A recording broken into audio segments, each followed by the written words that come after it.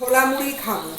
সেদিন আমি দুপুরবেলা আলু সিদ্ধ করে রেখেছি, এদিকে লেবু রস টস দিয়ে একটু ছোলা মুড়ি খাবো। ছোলাও ভিজিয়ে রেখেছি, কিন্তু আজকে বর্ষার দিনে আমার হঠাৎ করে বাড়ির পাশে, বর্ষার দিন যেহেতু সামনে মেলা হচ্ছে, নবাবগঞ্জে ইচ্ছাপুরের মেলা তোমরা জানো, ওরা বিক্রি করবে বলে কালকে তৈরি করে রেখেছে, কিন্তু সেটা তো একদম নবে। দেখো 10।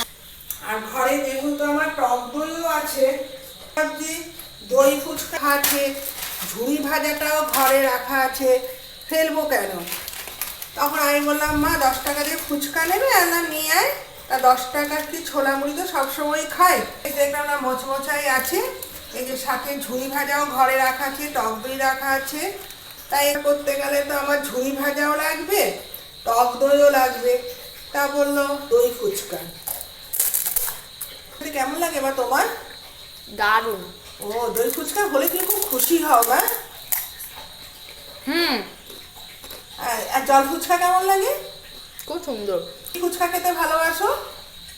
জল ফুচকা, চিকেন ফুচকা, দই ফুচকা। জল ফুচকা, এখন যে চকলেট ফুচকা, ফুচকা পাড়ার নাম শুনেছো না? ওখানে না আমরা যাবো ফুচকা পাড়াতে, ওখানে দেখবো কি কি ফুচকা আছে। জানো আমাদের এখানে হালি শহরে সবাই দেখি ফুচকা পাড়াতে যায়। তার ফুচকা আমি জিজ্ঞাসা করছিলাম অটোলাকে, বললো গরমের সময় পাওয়া যায়, বর্ষাকালে আসবেন না, ফুচকার দোকান সব বন্ধ থাকে। কেন, বর্ষা মানেই জলীয় বাষ্পটা বেশি থাকে আর ফুচকাগুলো মেটে।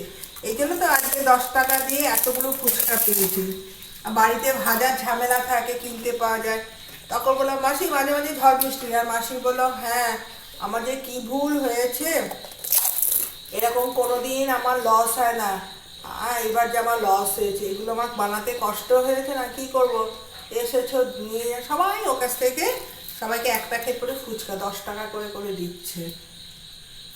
খুব ভালো হয় না মা? আমাদের আমাদের কিনে খেতে হয়, কিন্তু ঘরে তো সব কিছু উপকরণ থাকে না মা।